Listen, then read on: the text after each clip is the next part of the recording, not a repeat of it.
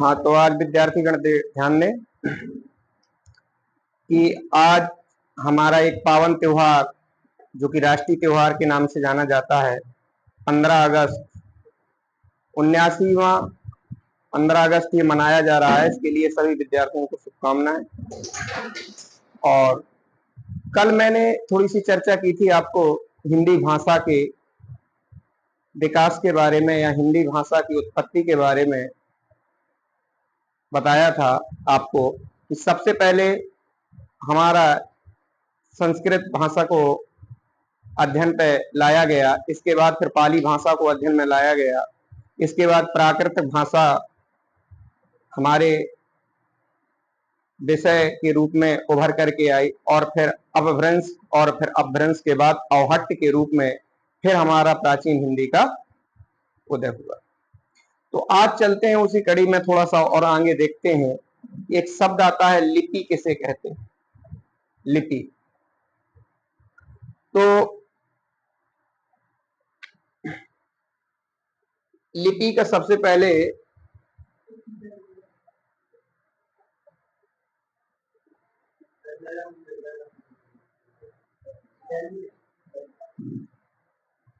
दो सवाल बनते हैं।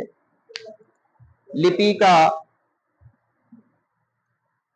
अर्थ क्या होता है, लिपि का अर्थ क्या होता है और परिभाषा क्या होती है, लिपि की परिभाषा क्या होती है, इसको जानेंगे। फिर हम लिपियों के नाम भी जानेंगे कि कौन सी भाषा किस लिपि के अंतर्गत आती है, जो कि परीक्षा में हमसे पूछा जाता है कि लिपि का शाब्दिक अर्थ या लिपि का बेसिक अर्थ क्या होता है। तो ये भी हमें बनना चाहिए। कोई स्टूडेंट बता सकता है लिपि का क्या अर्थ होता है? हाँ, तो लिपि का अर्थ होता है लिपना। लिपि का अर्थ लिपना। अब लिपना ये ऐसा शब्द है कि हमें लग रहा होगा कि ये तो बोली का शब्द उठा करके रख दिया। लिपि वास्तविक का मतलब है कि लिपि का मतलब होता है लिपना, और फिर इसी को हमने किसके रूप में जाना? लिखना। लिपि का मुख्य अर्थ होता है लिखना। मुख्य अर्थ जो हमारे जानकारी में आया उसका अर्थ है लिखना, लेकिन लिपि का साधारण अर्थ है लिपना। एक मैं थोड़ी सी आपको विशेष जानकारी बताऊं लिपि के बारे में कि पहले महिलाएं हैं जो घर में लीपने का काम किया करती थी, विशेष अवसरों पर लीपने का काम किया करती थी। अब आज तो टाइल्स वगैरह फर्श वगैरह हो गया है, तो लीपने का जो प्रचलन है वो धीरे धीरे क्या हो रहा है? खत्म हो रहा है। हमें लगता है आने वाली पीढ़ी लीपना ही भूल जाएगी और लगभग भूलने के ही कगार में है। तो महिलाएं जब लीपती थी, इसके बाद उस घर की सुंदरता एक अलग तरीके से बन जाती थी। तो बेसिकली आप देखेंगे अगर 100 लोगों में से अगर कंपटीशन करवाया जाए या प्रतियोगिता करवाई जाए, तो लड़कियों की राइटिंग जो है, लिखने का जो तौर तरीका है, वो थोड़ा लड़कों की अपेक्षा बेस्ट होता है, अच्छा होता है। ऐसा नहीं कि लड़के अच्छा नहीं लिख पाते, लेकिन ज्यादातर राइटिंग किसकी अच्छी होती है? क्योंकि उनके ये मतलब शुरुआती काम किसका था? लिखने का काम किसका था? लिखने का, रंगने का, बनाने का, चित्रात्मक। पहले हमारी चित्रात्मक लिपि हुआ करती थी, चित्र से देख करके हम जानते थे। आपने देखा होगा गुफाओं में लिखा रहता था। अशोक के 2 शिलालेख ऐसे हैं जहां पर लिपि का उल्लेख मिला है, जिनको अभी तक पढ़ नहीं पाया पूरी तरीके से, लेकिन वो चित्रात्मक थे, चित्र बने हुए थे। जैसे कुत्ता का चित्र बना है तो उसको हमने कुत्ता समझा कि कुत्ता कैसा होता है, कैसा लिखा जा सकता है। तो कुछ ऐसी लिपियां हमको हमारे जहन में मिली। तो अर्थ, लिपि का अर्थ है क्या? लीपना।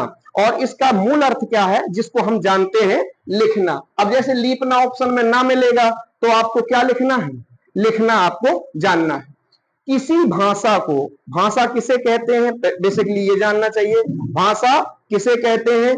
तो हमारा जो विचारों का आदान प्रदान है, हम बोल करके अपनी बात को दूसरे तक पहुंचा सकते हैं या दूसरे की बात हम अपने सुन सकते हैं, उसे हम क्या कहते हैं?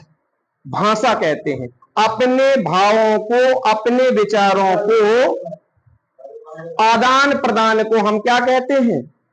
अपनी भाषा कहते हैं। उसी को हम अपनी भाषा के रूप में जानते हैं। जैसे जानवर होता है तो जानवर अपनी भाषा में बोलता है। जैसे गाय है तो बैल से अगर बात करेगी तो किस भाषा में करेगी? हिंदी भाषा में तो प्रयोग नहीं करेगी, संस्कृत भाषा में तो प्रयोग नहीं करेगी, वो अपनी पशुओं की भाषा होती है, अलग पशुओं की भाषा होती है।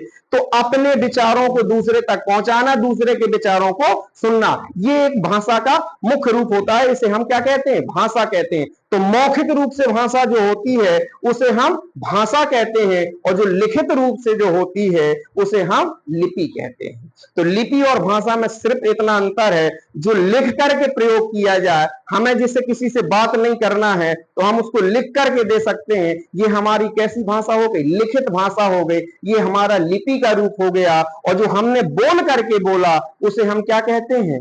लिपि मतलब बोल करके उसे भाषा कहते हैं। लिपि लिखने के तरीके को, और जो बोलने का तरीका होता है उसको हम क्या कहते हैं? भाषा कहते हैं। ये इसमें थोड़ा सा अंतर समझ लीजिए कि मतलब जो लिखा जाए उसे हम लिपि कहेंगे, और जो बोला जाए उसे हम क्या कहेंगे? जैसे मैं दो शब्द लिख रहा हूं, आप बताइएगा।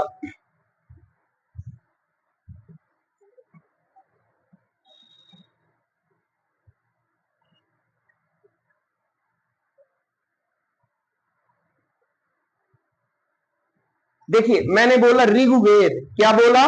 ऋग्वेद। तो ये हमारा क्या है? भाषागत शब्द है। ये भाषा कैसा शब्द है? भाषागत। और अगर हम लिखेंगे तो ऋग्वेद ऐसा सही नहीं होगा, ऐसा ऋग्वेद क्या हो जाएगा? गलत हो जाएगा। लेकिन बोला तो हमने यही है, और हमारा लिखा कैसे जाएगा? ऐसे जाएगा। तो लिखित रूप में यानी लेखन के आधार पर ये सही है, और बोलने के आधार पर ये सही है। बोलने के आधार पर अभी जब वर्णमाला में बताऊंगा तो री का उच्चारण के आधार पर, री को हम स्वर नहीं मानते हैं, इसीलिए उच्चारण के आधार पर स्वरों की संख्या कितनी हो जाती है? 10 हो जाती है।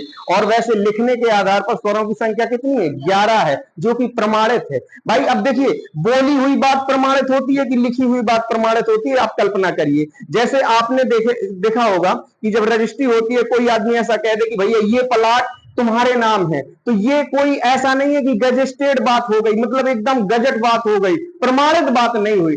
पता नहीं कि कभी आप बदल सकते हैं। और भाई आदमी की वाणी का या मतलब वाणी का या भाषा का कोई मतलब वो नहीं है, प्रमाण नहीं है कि कब क्या कौन आदमी क्या बदल जाए। समय बदलता है, समय के साथ साथ आदमी के हाव भाव बदल जाते हैं, और धीरे धीरे उसके बोली भाषा बदल जाती है। तो ये होता है।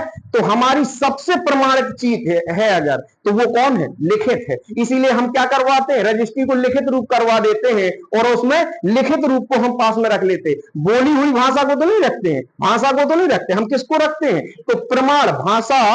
भाषा और किसमें? भाषा और लिपि में सबसे प्रमाणित है अगर, तो क्या है? भाषा और लिपि में प्रमाणित है तो कौन है? लिपि है। क्या है? लिपि है। तो लिपि, अब थोड़ा सा लिपि के बारे में इतनी चर्चा हो गई कि लिपि का अर्थ आप समझ गए। लिपि की परिभाषा क्या होती है?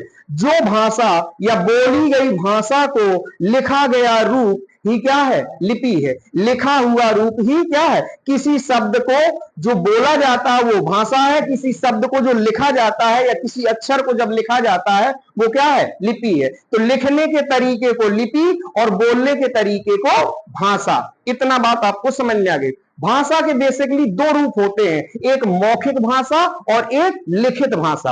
अब जैसे कुछ लोगों के हाथ नहीं है, कैसे लिखेंगे?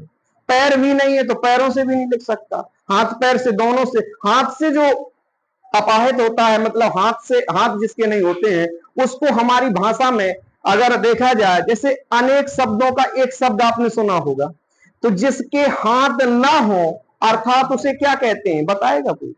जिसके हाथ ना हो या हाथ से विकलांग हो उसे क्या कहते हैं? जो मरे ना उसे क्या कहते हैं? अमर कहते हैं। जो कभी बूढ़ा ना हो उसे क्या कहते हैं? अजर कहते हैं। तो जिसके हाथ ना हो या हाथ से विकलांग हो उसे क्या कहते हैं?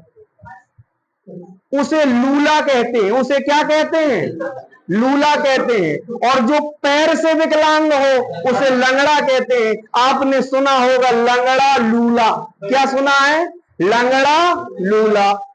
दो शब्द अलग अलग है। लंगड़ा किसे कहते हैं?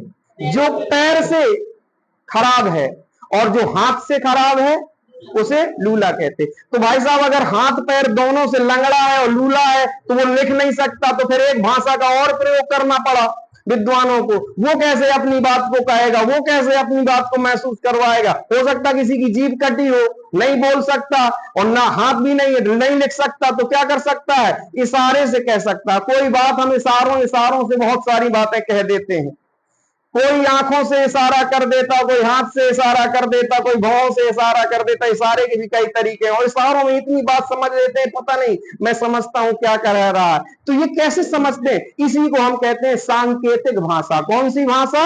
सांकेतिक भाषा। तो भाषा का मुख्य दो ही प्रकार होते हैं, लिखित रूप और मौखिक रूप। लेकिन एक भाषा और बनानी पड़ी जिसका नाम क्या पड़ गया? सांकेतिक भाषा, इशारे वाली भाषा। जो इशारों से कहते, नहीं तुम मेरा इशारा ही नहीं समझ पाई, मैं तुम्हें क्लास में बहुत सारी बातें कहता रहा लेकिन तुमने नहीं समझा, वहां मैं कह सकता नहीं था, लिख के दे सकता नहीं था। तो एक भाषा का आप प्रयोग कर सकते थे, जो कौन सी भाषा है? इशारे वाली भाषा, जिसको हम सांकेतिक भाषा के रूप में जानते हैं। तो तीन बातें चर्चा हुई, मौखिक भाषा किसे कहते हैं, लिखित भाषा किसे कहते हैं। अब एक जो सवाल महत्वपूर्ण बनता है, बेसिकली हमें आपको ये जान लेना चाहिए कि जो हमारे हाथ है, कौन सा दायां है और कौन सा बायां है। दो हाथ होते हैं। वैसे तो मेरे हिसाब से सभी मनुष्यों के दो ही हाथ माने गए हैं, और जिनके अगर तीन हाथ हो जाए तो वो भैया मनुष्य नहीं हो सकता, जिनके चार हाथ हो जाए वो भी मनुष्य नहीं हो सकता, जिसके पांच हाथ हो जाए वो मनुष्य नहीं हो सकता। मनुष्य योनि में अगर है तो उसके कितने हाथ होने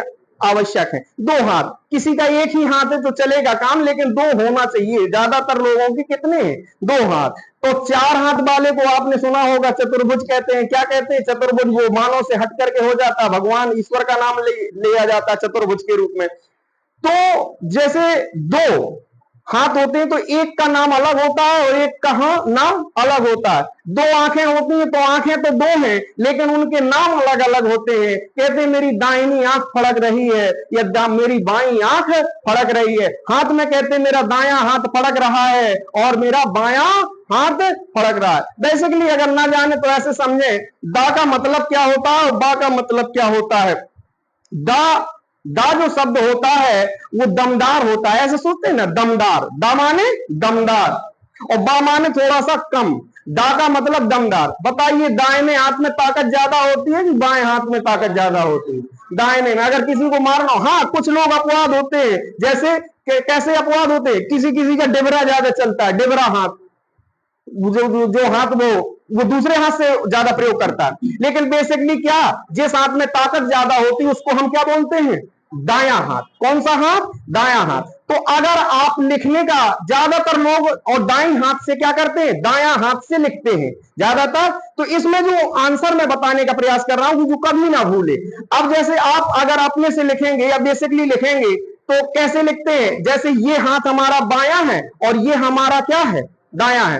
तो हम अगर ऐसे खड़े हैं तो फिर कैसे लिखेंगे? ऐसे लिखेंगे। कोई भी चीज कैसे लिखेंगे? ऐसे लिखेंगे। तो हमारी लिपि जो चल रही है वो कैसे चल रही है? ये कहा, ये कौन सा हाथ है? बायां, और ये हाथ कौन सा है? दायां। तो जब यहां से चल करके यहां की ओर जाएगी तो इसको क्या कहेंगे? बाएं से दाएं, बाएं से दाएं। और अगर यहां से चलती, यहां से ऐसे ऐसे लिखा जाता है, ऐसे ऐसे, तो क्या हो जाता? दाएं से बाएं। तो ज्यादातर लोग कैसे लिखते हैं आप बता दीजिए? ज्यादातर लोग बाएं से दाएं। कोई ट्रिक नहीं है। कई लोग ट्रिक लगा देते, बांदा याद कर लो लिपि के लिए। अरे बांदा काहे याद करवा रहे हो भाई साहब? सीधे समझिए कि ज्यादातर लोग लिखने का तरीका कैसा मानते हैं? बाएं से दाएं। क्या मानते हैं? बाएं से दाएं मानते हैं। तो हमारी देवनागरी लिपि है। देवनागरी एक शब्द अब मैंने बोला है, देवनागरी लिपि। लिपि का मतलब होता है लिखना, देवताओं के जैसा। तो आपको ये पता होना चाहिए कि देवता भी लिखते होंगे, तो वो कैसे लिखते होंगे? बाएं से दाएं। ज्यादातर पहले संस्कृत जो देव भाषा थी तो किसने लिखा होगा? देवताओं ने लिखा होगा, ऋषि मुनियों ने लिखा होगा। जो ऋषि मुनियों के द्वारा लिखी गई उसे हम लौकिक संस्कृत कहते हैं, और जो देवताओं के द्वारा लिखी गई उसे हम वैदिक संस्कृत कहते हैं। संस्कृत के भी दो रूप हो जाते हैं, कौन कौन? वैदिक संस्कृत और लौकिक संस्कृत। लोक माने जनता के द्वारा, आदमी के द्वारा। भाई साहब, आपने सुना होगा कि वाल्मीकि जो थे, वाल्मीकि कौन थे? रत्नाकर नाम का एक भयंकर डाकू था। कौन? वाल्मीकि। वाल्मीकि का मूल नाम रत्नाकर नाम का डाकू था, जिसने इतनी मारकाट की, इतनी मारकाट की कि अंतोगत्तो भगवान को उनके सामने जाना पड़ा, क्योंकि भगवान ज्यादा मारकाट नहीं सहन कर सकता, क्योंकि पृथ्वी का बैलेंस खराब हो जाएगा। भगवान ने उनसे कहा, तब वो बना, और उसको एक ही चीज याद थी कि मरा। क्या नाम याद था? मरा। मरा ही बोल पाता था वो। तो उन्होंने कहा ठीक है, रिपीट करिए इसी को ज्यादा, कई बार। तो मरा मरा जब कहेंगे तो आगे का हटा दीजिए और पीछे का हटा दीजिए, तो 2 4 10 बार बोलेंगे तो उसमें एक शब्द निकल करके आएगा, राम राम। तो बोलते हैं कि उल्टे नाम जपे जग जाना, वाल्मीकि भय ब्रह्म समाना। वाल्मीकि को तपस्या का शौक दौड़ा और भगवान ने बताया, उन्होंने तपस्या की और वाल्मीकि क्या बन गए? एक ब्रह्मा के समान। वाल्मीकि की ही संस्कृत की देन है। हम और आप जो संस्कृत पढ़ पाते हैं, देवताओं की हमारे आपकी बस की बात नहीं है। ऋग्वेद कौन पढ़ता है घर में? बताइए। गायत्री मंत्र तो याद नहीं होता किसी को, क्योंकि ऋग्वेद के तीसरे मंडल का कौन सा मंत्र है? ये जो गायत्री मंत्र है, जो तीसरे मंडल का ये मंत्र है गायत्री, जो सूर्य देवता को वर्णित। गायत्री मंत्र याद नहीं होता तो पूरा वेद कैसे पढ़ पाते हम? लेकिन हमें रामायण पता है, हमें महाभारत पता है, हमें गीता पता है, क्योंकि ये कैसी संस्कृत है? लौकिक संस्कृत है। तो थोड़ा सा कम चर्चा करते हुए कि मतलब भाषाओं में सबसे पहले देवनागरी लिपि का मतलब देवताओं के द्वारा जो लिखी गई लिपि, कौन सी? बाएं से दाएं। तो बाएं से दाएं देवताओं ने जब प्रयोग किया तो उसी को हम बोलने लगे कि देवनागरी लिपि। देवताओं की नगरी में लिखे जाने वाली लिपि को हम क्या बोलने लगे? देवनागरी लिपि। सबसे ज्यादा भाषाएं जो हैं देवनागरी लिपि में भारत में प्रयोग होती हैं, कि लिखी जाती हैं। अब एक लिपि और आई जिसको आपको मैं बता दूं, खरोष्टी लिपि। खरोष्टी लिपि का मतलब होता है ऐसी लिपि, ऐसे अक्षर। आपने देखा होगा कुछ अक्षर ऐसे बनते हैं, खर माने होता गधा। खर माने क्या होता है? गधा। नाम सुना होगा आपने, खरदूषण, रावण का सेकंड हैंड। हाँ, सेकंड हैंड मतलब भाई, रावण ने जब सूर्पनखा ब्यूटी पार्लर से होती हुई पंचवटी पहुंची, राम को आई लव यू बोला, तो उस समय राम ने कह दिया मेरे पास ऑलरेडी पहले से है। राम के पास थी ना पत्नी। राम जी से बोली मैं तो आप ही को सोच रही थी कि आप ही मेरे पति बनेंगे, मैं अभी तक तो कुंवारी रही और शादीशुदा थी। देखिए झूठ बोल गई। भगवान राम पहचान गए उसका झूठ। ये सब फ्रॉड बोलती, और प्यार में ये फ्रॉड चलता है। अगर तुम मिल जाओ जमाना छोड़ देंगे, जमाने में रहोगे नहीं तो कहां जाओगे भाई साहब? ये बहुत चलता है। सूर्पनखा ने भी ऐसे ही कहा राम से, तुम सम पुरुष न मैं सम नारी। इस संसार में मैंने पूरा ढूंढ लिया।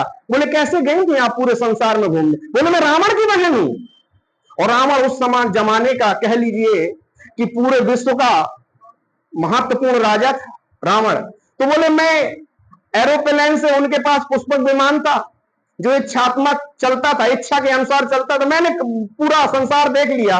तुम्हारे समान ना तो पुरुष है और ना मेरे समान नारी। और हमें लगता है मुझे तेरे लिए और तुम्हें मेरे लिए विधाता ने बनाया है। राम ने कहा बिल्कुल फंसी फसाई आया ही है। राम जी पहचान गए उसकी भावनाओं को। राम जी ने ट्रांसफर कर दिया, भाई साहब मेरे पास है, आप कहां चलिएगा? अहि कुमार मोर लघु भ्राता। रामचरितमानस में चौपाई लिखी अहि। अहि माने सांप भी होता है। अहि माने क्या होता है? सांप। अहि माने सांप और कुमार माने छोटा भाई। छोटा भाई मेरा सांप है, बता भी दिया। लेकिन प्यार अंधा होता भाई साहब, ये कहा गया है, लव इज ब्लाइंड। वो प्यार के अंधेपन में समझ नहीं पाएगी शब्द का अहि का मतलब सर्प होता है। और चली गई कहां? लक्ष्मण जी के पास। लक्ष्मण जी को भी वही शब्द बोली होगी। लक्ष्मण जी ने कहा ठीक है, लेकिन उन्हीं से जाओ, मैं तो नौकर हूं, नौकरानी बनूंगी। अगर उनसे शादी कर लोगी तो रानी बनोगी। आपको रानी बनना पसंद है कि नौकरानी? एक बार फिर आई, राम को फिर फोर्स किया, लेकिन राम ने फिर मना कर दिया। बोले एक बार और जाओ, कह देगा, पहले पहले प्यार में ऐसा होता है ना, निकल जाता है। फिर गई और फिर उसने सोचा कि ये मैं यही यही करती रहूंगी। मैं सूर्पनखा की कहानी इसलिए बता रहा हूं कि क्यों सूर्पनखा जब राम जी के पास सज धज करके पहुंची होगी तो उस समय का जो माहौल रहा होगा, तो ये जो मैं बता रहा था कि जो हमारे देवनागरी लिपि को लिखने का जो प्रचलन आया, देवताओं ने जो लिखा, तो देखिए रामचरितमानस में कुछ भी चीज अगर संस्कृत में भी लिखी होगी तो हम उस चीज को क्या कर जाएंगे, समझ जाएंगे, क्योंकि लौकिक संस्कृत जो जनता के द्वारा समाहित की गई हो। तो देखिए वाल्मीकि एक आम आदमी थे, आम आदमी से क्या बन गए, ऋषि बन गए, महात्मा बन गए। तो आम आदमी से जो महात्मा बन जाता है उसकी लिपि मानव समझने के काबिल हो जाता है। तो मानव ने समझा तो लौकिक संस्कृत। तो देखिए खर वहां पर जब सूर्पनखा है जो रावण के पास जाने से पहले एक और व्यक्ति के पास गई थी जिसका नाम था खरदूषण। क्या नाम था, खरदूषण। मैं खरदूषण शब्द पे आने के लिए ये प्रयास बता रहा था कि ये नाम आपने सुना होगा। खरदूषण के पास दौड़ी दौड़ी गई, जब नाक और कान को काट दिया लक्ष्मण जी ने, भागती हुई गई तो खरदूषण ने कहा क्या हुआ। खरदूषण उनके सामने लड़ने गए और भगवान राम ने निमिष, निमिष का मतलब होता है मिनट से भी बहुत कम समय, आधा मिनट से भी कम समय, उतने देर में पूरे राक्षस का क्या कर दिया, एक ही बाण सैन्य संघारी, एक ही बाण में पूरी सेना को क्या कर दिया, संघार कर दिया। जब ऐसा कर दिया उसको तो केवल राम जी को दिखाना था कि भाई साहब मैं आ रहा हूं, आप समझ लीजिए, मुझे सानिए, मुझे पहचानिए। लेकिन रावण समझने वाला कौन, कहां समझता है जब अपने गुरु की नहीं समझा। वो रावण का गुरु कौन था, शंकर भगवान। शंकर भगवान की बात जो ना समझे, गुरु की बात जो ना समझे, वो किसकी बात समझेगा। तो फिर जब वहां जाता है और रावण को बताती है सूर्पनखा कि मैंने पहले सबसे पहले खरदूषण को बताया, लेकिन खरदूषण को उन्होंने निमिष मात्र में हन करके मतलब नष्ट कर दिया, मार दिया। तब रावण ने एक बात कही थी कि खरदूषण मुहसम बलवंता और जीत न सके बिनहि भगवंता। रावण समझ गया था कि भगवान के बगैर उनको जीतना असंभव है। तो जो जिसने मारा है वो क्या है, भगवान का अवतार है। तो खर माने होता भाई साहब गधा। खर माने क्या होता है, गधा। खर का एक अनेकार्थी शब्द भी होता। खर का मतलब होता तीक्ष्ण।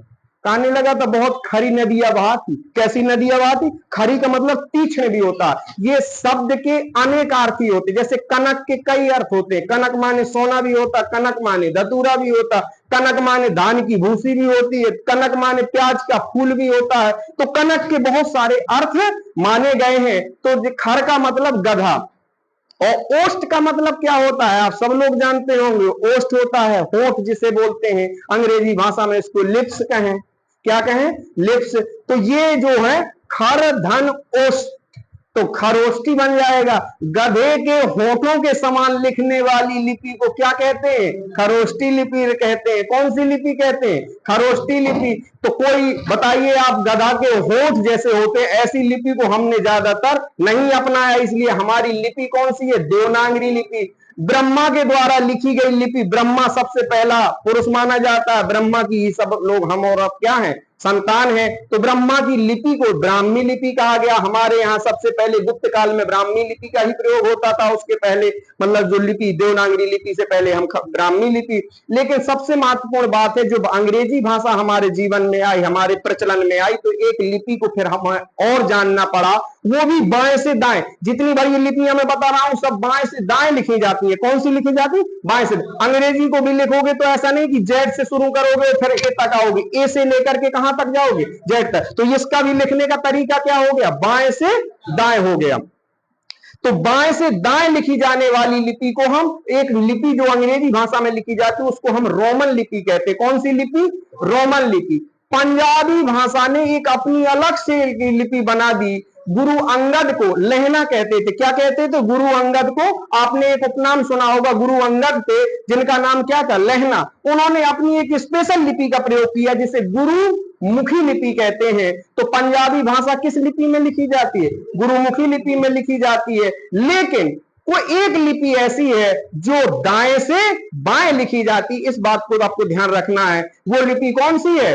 बाएं से दाएं लिखे जाने वाली लिपियों को देवनागरी, खरोष्टी, ब्राह्मी, ये सब लिपि कहते हैं। लेकिन एकमात्र ऐसी लिपि है जो इनसे क्या चलती है, विपरीत दिशा पे चलती है, जिसको कहते हैं फारसी लिपि। कौन सी? फारसी लिपि का एक बार नाम पूछा गया था कि उपनाम क्या है, तो उसी को हम मनसबी लिपि भी कहते हैं। कौन सी लिपि? मनसबी। फारसी लिपि का एक नाम क्या है? जिसमें उर्दू भाषा आती है, अरबी भाषा आती है और फारसी भाषा भी उसमें प्रयोग होती है। तो ये कौन सी लिपि में लिखी जाती? जैसे आपने देखा होगा ज्यादातर उर्दू भाषा में मनसबी लिपि का प्रयोग होता है, फारसी लिपि का होता है। तो उर्दू कैसे लिखी जाती है? दाएं से बाएं। ये सवाल बहुत महत्वपूर्ण है, कभी कभी बड़ा सवाल हो जाता है, तो देखने में तो बड़ा लगता है लेकिन वो सरल होता है। बड़ी चीज देखने में जरूर भयंकर लग सकती है, लेकिन उसका सॉल्यूशन क्या होता है? आसान होता है। तो आपको इस चीज को ध्यान रखना है कि लिपि का अर्थ क्या है। मैंने बताया आपको, लिपना है, इसको मतलब क्या कहते हैं? लिखना। आपने कंप्यूटर में देखे होंगे दो डिवाइस लगे होते हैं, इनपुट डिवाइस और आउटपुट डिवाइस। आउटपुट का मतलब क्या होता है और इनपुट का मतलब क्या होता है, ये हिंदी भाषा में भी इन चीजों को, चारों चीजों को समझेंगे। पहला लिखा है पढ़ना, दूसरा लिखा है लिखना, तीसरा लिखा है बोलना और चौथा लिखा है सुनना।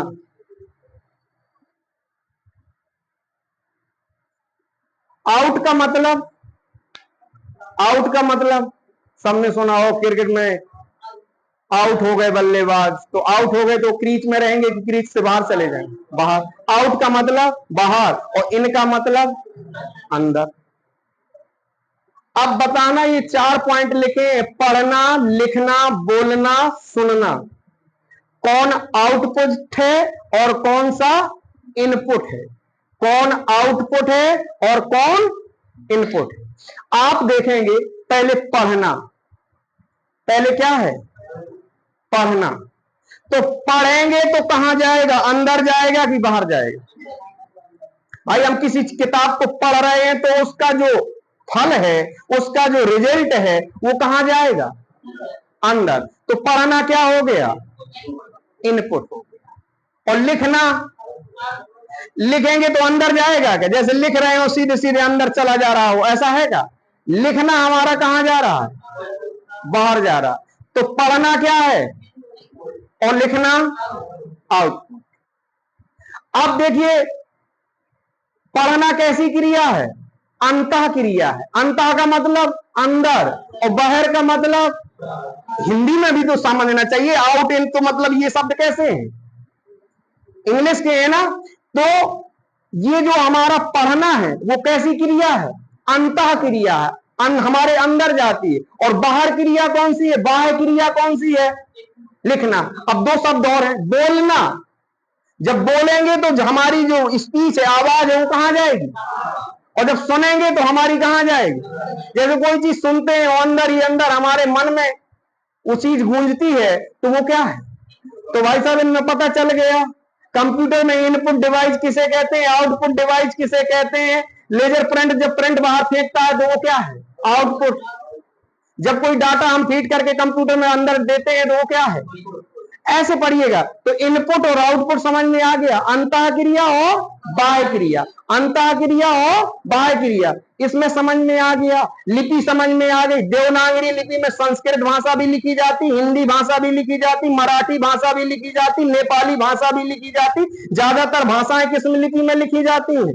देवनागरी लिपि में। एकमात्र लिपि मैंने बताई जो कि भारत में चलती है, पंजाबी लिपि में कौन सी? गुरुमुखी लिपि का प्रयोग होता है। अंग्रेजी भाषा में किस लिपि का प्रयोग होता है? रोमन लिपि का। तो ये लगभग मोटी मोटी जानकारी, यहां से सवाल बनता है कि लिपि की प्रकृति कैसी होगी, स्वभाव कैसा होता है। सब व्यक्तियों का अलग अलग स्वभाव होता है, तो लिपि का स्वभाव कैसा होता है? तो जो बाएं से दाएं चलती है उसे हम क्या कहते हैं? लिपि कहते हैं। क्या कहते हैं? लिपि। यहां तक सबको कंफर्म हुआ। अब हमारा एक नया चैप्टर जो स्टार्ट होता है भाषा और लिपि के बाद, जिसको हम क्या कहते हैं, परीक्षा की दृष्टि से हमें पढ़ना है। बीच बीच में मैं विस्तार से भी बताता रहूंगा बहुत सारी चीजें, लेकिन हमें परीक्षा को ध्यान पे रखते हुए कि हमारा पहला लक्ष्य क्या है, परीक्षा में हम सफल हो जाएं, परीक्षा में हम अच्छा कर जाएं, सबसे महत्वपूर्ण हमारा काम ये है। तो परीक्षा की दृष्टि को ध्यान पर रखते हुए पहला चैप्टर अगर व्याकरण की दृष्टि में देखें, साहित्य भी है लेकिन व्याकरण की दृष्टि में देखें तो क्या है, वर्णमाला। कौन सा चैप्टर, वर्णमाला।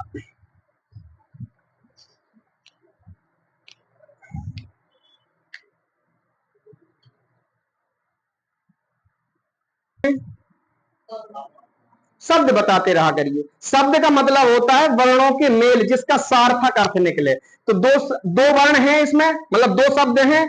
कौन कौन से, वर्ण एक शब्द है और एक माला शब्द है। तो पहले हमें वर्ण की बात कर लेनी चाहिए और फिर हमें माला की बात कर लेनी चाहिए। तो चलो आगे से ना देख करके हम पीछे से देख लेते हैं। तो पीछे में क्या लिखा है, माला। क्या लिखा है, माला। माला को हम क्या कहते हैं, माला। अगर परिभाषा पूछा माला किसे कहते हैं, तो माला का मतलब क्या होता है, कोई बता सकता? अच्छा, संगठित रूप, ठीक है। माला में संगठित रूप हो गया, मतलब इकट्ठा रूप। इनका कहने का मतलब ये है संगठित रूप। और किसी का जवाब?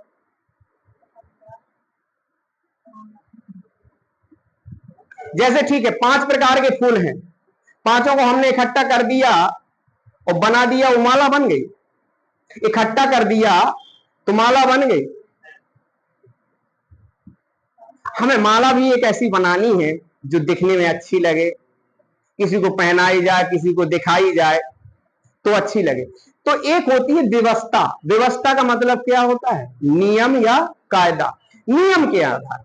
तो जैसे इन्होंने बताया, मैं इनकी परिभाषा काट नहीं रहा हूं, वो अपने आप से निष्क्रिय हो जाए। जैसे आपने देखा होगा जब पहले युद्ध चला करते थे तो दूसरे का बाण यहां से मारा, उसने वहां से मारा, दोनों बाण कुछ देर तक टकराते थे, आपने देखा होगा टीवी में।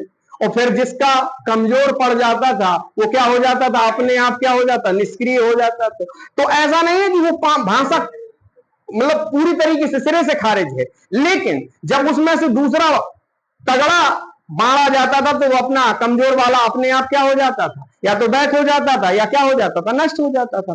तो देखिए, संगठित का मतलब होता है इकट्ठा। संगठित का मतलब क्या होता है, इकट्ठा। लेकिन इकट्ठा तो होता है, लेकिन कैसे इकट्ठित हो, व्यवस्थित रूप से हो। किस रूप से हो, जैसे फूल माला, तो फूलों की माला। तो फूलों में जैसे कई प्रकार के फूल हैं, उनको अगर विशेष तरीके से ना गूंथा जाए तो वो माला नहीं बनेगी। इसीलिए वर्ण, वर्ण जैसे मान लो हमारे हिंदी में 52 वर्ण होते हैं, तो पहले हम ऐसा भी लिख सकते हैं कि 52 लिखना है तो आ से ना प्रारंभ करें, हम कहां से, छाछत्री से प्रारंभ कर दें, छाछत्री। फिर हम डाडलिया लिख दें, डाडलिया। फिर हम मां मछली लिख दें, फिर हम ऋषि लिख दें। ये हो गई का वर्णमाला? आप बताइए, ये वर्णमाला हो गई? भाई इकट्ठे ही तो कर रहे हैं, ऐसी तरीके से हम कितने लिख दें, 52 के 52 लिख दें। तो हमारी परिभाषा ये बनेगी, माला का मतलब होता है व्यवस्थित रूप। माला का मतलब क्या, व्यवस्थित रूप। व्यवस्थित का मतलब जैसे कहते नहीं भैया कल हमारे यहां फंक्शन है, व्यवस्था में थोड़ा सा आप लोग रहेंगे तो अच्छा रहेगा, क्योंकि आप अच्छे से व्यवस्था को क्या करेंगे। जैसे कोई फंक्शन हो रहा है तो छोटे बच्चों को आगे खड़ा कर दीजिए, उनसे जो लंबे हैं उनको पीछे कर दीजिए, जो और लंबे हैं उनको पीछे, जो इनसे भी लंबे हैं उनको क्या कर दे। तो ये क्या बन गई, एक सिक्वेंस बन गया। क्या बन गया, व्यवस्था बन गई। ये व्यवस्था कहते हैं कि जो जहां बैठने लायक है उसको उसी उचित स्थान पर बैठाया जाए। तो अब दोनों शब्दों का मैंने बताया। वर्ण का मतलब क्या होता है, वर्ण। माला का तो मतलब मैंने बता दिया, व्यवस्थित तरीका, व्यवस्थित ढंग, व्यवस्थित तरीका या व्यवस्थित ढंग। अब वर्ण का मतलब क्या होता है, वर्ण का मतलब ही अक्षर होता है। कई कई किताबों में कई विद्वान कहते हैं वर्ण अलग है अक्षर अलग है। भाई साहब, वर्ण का मतलब जिसके खंड ना हो, जिसके खंड ना हो, जिसके टुकड़े ना किए जाए, उनको हम क्या कहते हैं, वर्ण कहते हैं। और अक्षर का मतलब भी होता है जिसका क्षरण ना हो, जिनकी टूट फूट ना हो, तो वर्ण को ही हम क्या कहते हैं, अक्षर कहते हैं। तो अब अक्षरों का व्यवस्थित रूप ही क्या है, वर्णमाला। परिभाषा रटना नहीं, माला का अर्थ मैंने क्या बताया? व्यवस्थित ढंग या व्यवस्थित तरीका। और किसका? वर्णों का। अगर यहीं व्यक्ति होते तो व्यक्तियों का व्यवस्थित तरीका, यहीं पर फूल होते तो फूलों का व्यवस्थित तरीका, यहीं पर मणि होती तो मणिमाला हो जाती, यहीं पर कंठ माने गला, गले की माला तो कंठी माला हो जाती। तो माला का अर्थ होता व्यवस्थित ढंग। तो इसी तरीके से जैसे वर्णमाला का अर्थ क्या हुआ? हमारे वर्णों का व्यवस्थित ढंग या व्यवस्थित समूह, समूह भी कह सकते। अब जो इन्होंने संगठित शब्द बताया तो वो संगठित शब्द बाद में जोड़ सकते हैं। वर्णों का व्यवस्थित संगठन रूप ही या समूह को ही हम क्या कहते हैं? वर्णमाला कहते हैं। क्या कहते हैं? वर्णमाला। और वर्णमाला मुख्यतः दो प्रकार के होते हैं। कितने प्रकार के होते हैं? वर्णमाला में वर्णों की संख्या जो होती है वो 52 होती है, लेकिन उनमें से जो प्रकार होते हैं वो दो होते हैं। कौन कौन? एक स्वर और एक व्यंजन। लेकिन कुछ विद्वानों ने कहा नहीं भाई साहब, दोनों में मिली जुली सरकार भी बना सकते हैं। तो वो हो जाते हैं जैसे योग्य नहीं है, योग्य नहीं है, और जो योग्य ना हो उसको क्या कहेंगे? अयोग्य कहेंगे। योग्य का विलोम क्या होगा? योग्य नहीं है, लेकिन हम जबरदस्ती उनको ढो रहे हैं, घसीट रहे हैं। बाह का मतलब होता है ले जाना। भाई जिसकी लाठी वही की भैंस, एक कहावत सुनी होगी आपने। भाई वो कुछ लायक नहीं है लेकिन दमंग है, बड़ा व्यक्ति है, कुछ गड़बड़ ना कर दे तो उसको हमें साथ में लेना है। इसीलिए दो अक्षर ऐसे हो गए हिंदी में जिनको हमें योग्य नहीं है, उनके बगैर भी काम चलाया जा सकता था, लेकिन फिर हमें उनको ले जाना पड़ा। इसीलिए कुछ विद्वान या कुछ किताबें ये कहती हैं कि वर्णों के 3 प्रकार होते हैं, स्वर, व्यंजन और विसर्ग, जिन्हें हम अयोगवाह के रूप में भी जानते हैं। किसके रूप में जानते हैं?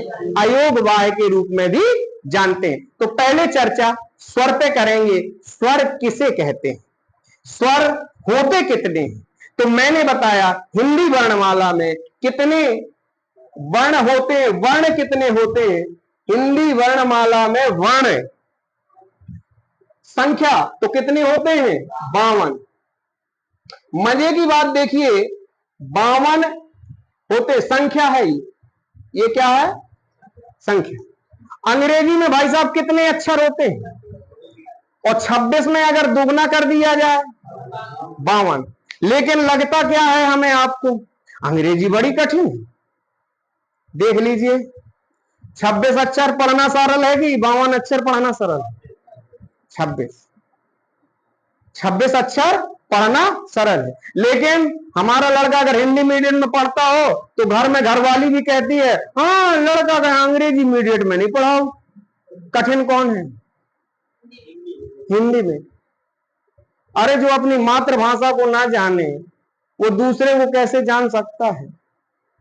अंग्रेजी में ये नहीं कहता कि जाने ना, लेकिन हमें पहले क्या बनना चाहिए? हिंदी। 52 अक्षरों के बारे में पहले जानकारी को ही हम वर्णमाला का अध्ययन कहते हैं। जब हमें 52 अक्षर के बारे में पता चल जाएगा तब हमारा वर्णमाला क्या होगा? कंप्लीट होगा। तो देखते हैं स्वर कितने होते हैं इसमें, व्यंजन कितने होते हैं और विसर्ग कितने होते हैं। तो विसर्गों की संख्या मैंने बता दी आपको कि 2 होती है, तो 2 अगर निकाल देंगे तो फिर बंटवारा किसमें होगा?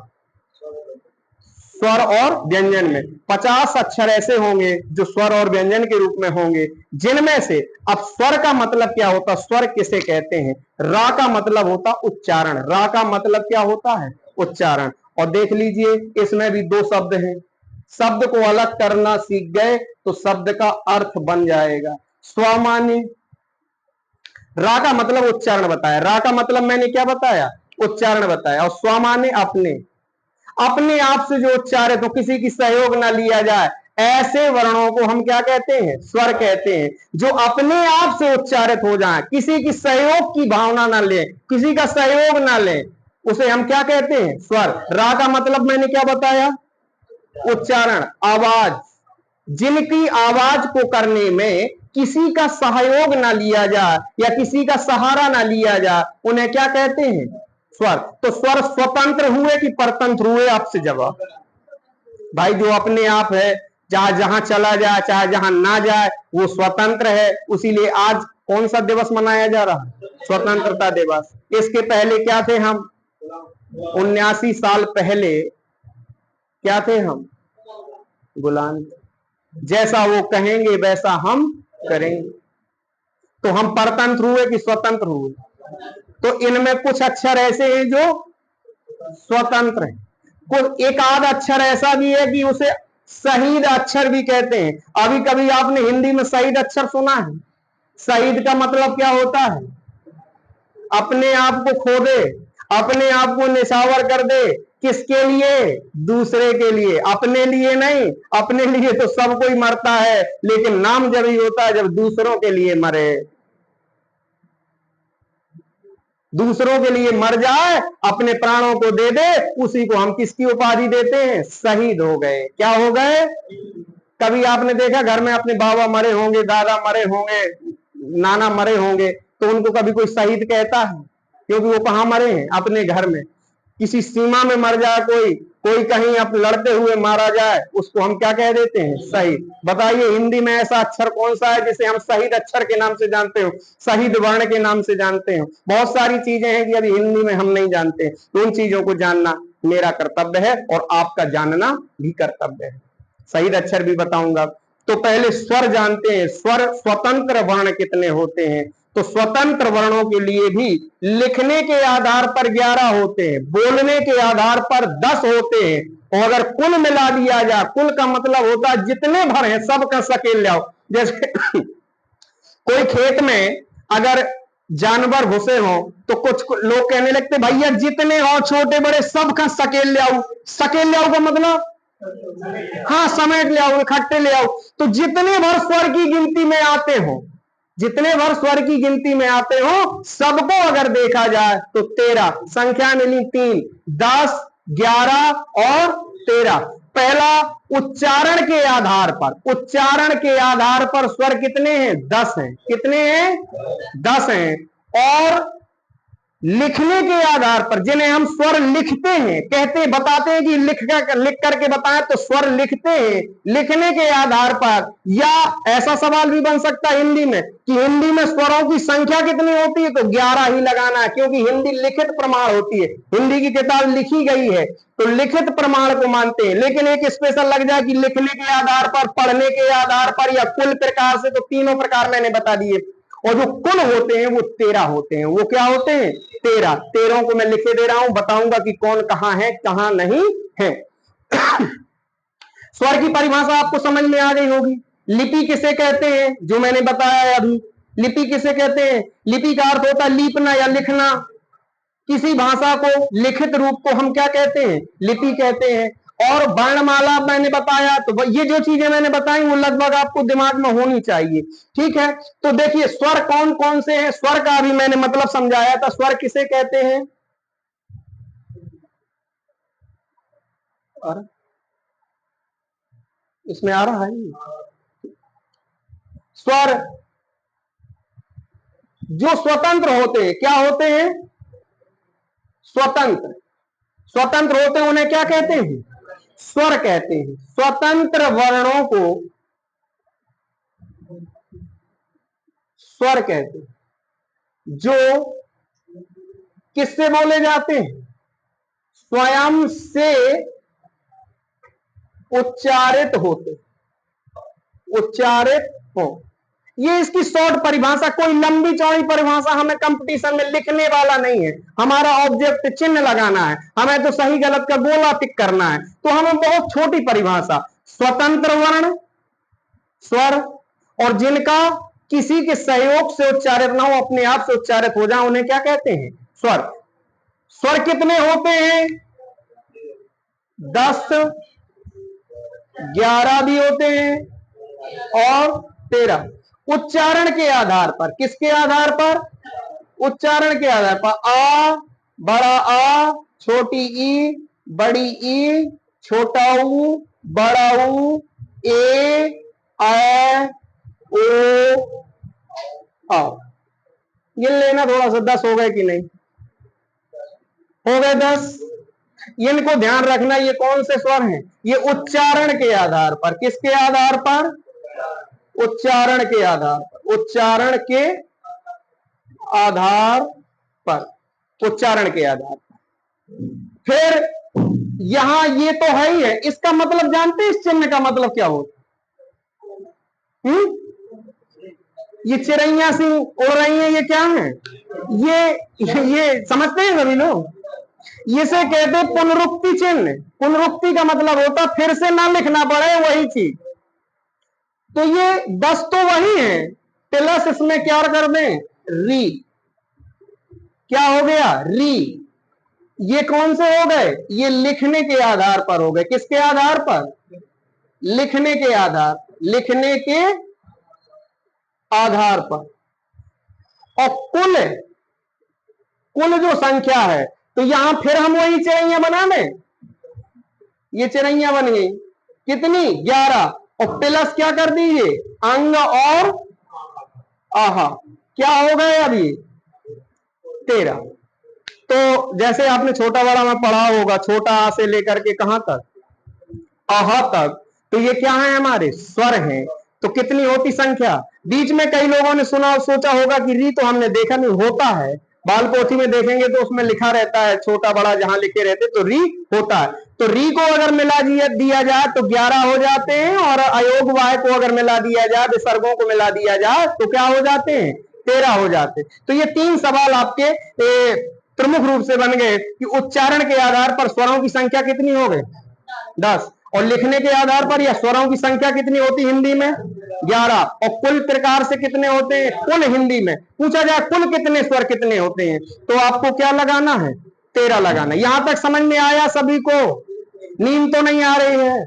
छींटा मारे जाए बीच में, बीच बीच में छींटा मारते चलेंगे, ठीक है? नींद आना, सुख की अनुभूति करना है। कभी कभी जब नींद जब ही आती है, कई लोग तो इतने बेचैन हो जाते हैं, जिंदगी में इतने बेचैन हो जाते हैं, आपने सुना होगा, मुझे नींद ना आए, मुझे चैन ना भाई, कोई जाए जरा ढूंढ लाए। न जाने कहां, कभी ऐसा सुना कि न जाने कहां माइंड खो गया? ऐसा सुना कभी? क्या खो गया? और मैंने कल भी बताया था, कल की क्लास में, हमें कैसे पढ़ना है? दिल के साथ पढ़ना है। किससे पढ़ना है? माइंड से पढ़ो या ना पढ़ो इसका कोई मतलब विशेष नहीं है, लेकिन किससे पढ़ो? दिल से पढ़ो। तो नींद आना किसकी अनुभूति है? सुख की अनुभूति है। इसीलिए देखिए, लंका में एक सुखी व्यक्ति था जिसका नाम था कुंभकर्ण। कोई दिक्कत नहीं है, 6 महीने सो, एक दिन टेंशन ले, वो टेंशन खाए पिए में चली जाती, सोते रहो। 3 प्रकार के पुरुष होते हैं संसार में, और हिंदी में भी 3 प्रकार के पुरुष बताऊंगा। एक होता उत्तम पुरुष, एक होता मध्यम पुरुष, एक होता प्रथम पुरुष जिसे हम अन्य पुरुष के नाम से जानते हैं, एक होता श्रोता, एक होता सोता, एक होता सरौता। 3 प्रकार की ये पुरुषों की क्वालिटियां हैं, कैटेगरियां हैं। श्रोता का मतलब होता है जो सुनता है, समझता है, जानता है, दूसरे की बात मानता है, अपनी बात मनवाता, उसे हम क्या कहते हैं? श्रोता। और सोता कोई मतलब नहीं है, कहां आग लगी है, कहां पानी बह रहा है, कोई मतलब नहीं, उसे अपनी जिंदगी के सुख से मतलब है, वो सोता। और तीसरे प्रकार का, ना तो खुद करेगा और ना करने देगा, ये सरौता होता है, काटता रहता है, हार्ड से हार्ड चीज को क्या कर दे? काट दे। सरौता काम क्या करता है? सुपारी कितनी मजबूत होती है, लेकिन उसको भी क्या कर देता है? काट देता है। अब बताइए आप किस कैटेगरी में आना चाहेंगे? तो मुझे लगता है पहली वाली कैटेगरी ठीक है। ठीक है, हाँ, समझ में आया ये चीज? ये मुख्य रूप से स्वरों के क्या है? स्वरों की संख्या बताई मैंने, क्या बताई? अब इन्हीं में भेद है। स्वर के 3 प्रकार बताए जाते हैं, किसके आधार पर? उच्चारण के आधार पर। किसके आधार पर? जैसे कभी कभार धीरे धीरे बोल कोई सुन ना ले, धीरे बोलेंगे, ए पप्पू की अम्मा, ये क्या है? ऐसी आवाज जो केवल सामने वाला सुन सकता है, और ये कहते हैं इधर आ, ये क्या है? उससे थोड़ी ज्यादा हो गई, उससे क्या हो गई? डबल हो गई, दुगनी हो गई। तो जिसे हम कहते हैं हरस्व। हरस्व का मतलब होता लघु, जिसका उच्चारण बहुत सीमित हो, बहुत धीमा हो। बगल वाले पता नहीं चलता, बगल वाले गए कल काय ना आई थी, काय ना आए थे, तो मतलब ये कौन सी आवाज हो गई? ये हरस्व है। और ये कह दिया काय, कल क्लास पढ़ी का है नहीं तुमने? तो ये क्या हो गया, उससे कहीं ज्यादा, और ये कह दिया का, ये क्या हो गया, ये और ज्यादा हो गया, इसमें जोर ज्यादा लग गया। ऐसे समझिए, जैसे जब कोई दो लोग बात करते हो या चार लोग बात करते हो, बिल्कुल धीमे धीमे समझ लेना ये कौन से स्वर का प्रयोग कर रहे हैं, हरस्व स्वर का। कौन से? हरस्व स्वर, हरस्व स्वर का, हरस्व स्वर का उल्लेख करते हैं। किसका? हरस्व का। और दीर्घ का मतलब उससे, हरस्व से डबल यानी दुगना, और हरस्व से जिसमें तिगना लग जाए, क्या लग जाए, उसे हम कौन सा कहते हैं? तिलुत कहते हैं। हाँ, तो आज केवल मैं बता रहा हूं उच्चारण के आधार पर जो स्वरों के भेद होते हैं वो कितने प्रकार के होते हैं? 3 प्रकार के। कितने प्रकार के? कौन कौन? हरस्व, दीर्घ, पिलुत।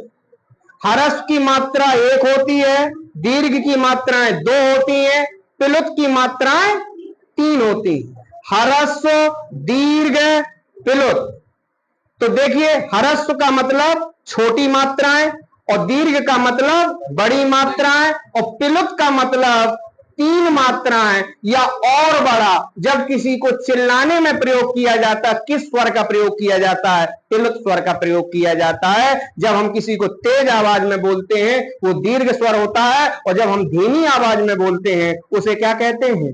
तो इन तीनों के एक एक नाम और हैं। हरस्व को हम एक मात्रिक कहते हैं, दीर्घ को हम द्विमात्रिक कहते हैं, और पिलुत को हम 3 मात्रिक कहते हैं। तो इनमें देखिए उच्चारण के आधार पर हमारे जो 10 थे, इसमें से हमारा आ और ई और उ और ऋषि, ये 4 प्रकार के जो अक्षर माने जाते हैं, इनको हम 4 ये अक्षर हैं, इनको हम क्या कहते हैं? हरस्व कहते हैं। इन्हीं का हम मूल नाम भी है, इन्हीं का हम एक मात्रिक। बाकी जितने अक्षर आते हैं सब दीर्घ में आते हैं। तो आप कहोगे पिलुत कौन सा? पिलुत में अब बचा नहीं है, इसीलिए वो धीरे धीरे क्या हो जाएगा? पिलुत का विलुप्त हो जाएगा। विलुप्त का मतलब खत्म हो जाएगा। केवल एक अक्षर आता है, एक शब्द आपने सुना होगा, ओम ऐसा लिखा जाता है। क्या लिखा जाता है?